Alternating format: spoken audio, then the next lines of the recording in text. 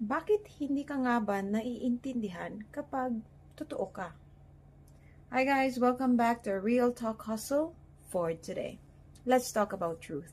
Kapag totoo ka na, hindi ka na madaling ipaliwanag. Hindi ka na sumasabay sa inaasahan. Hindi ka na nag-a-adjust para lang tanggapin. And that makes people uncomfortable. Because truth doesn't perform. It doesn't please. It doesn't negotiate. People don't reject you because you're wrong.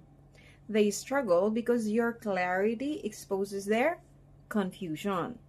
3 practical moves gawin natin.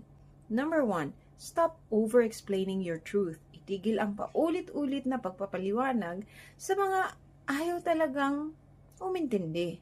Number 2, accept being misunderstood. Tanggapin na hindi lahat makakaintindi kapag malinaw ka na sa sarili mo.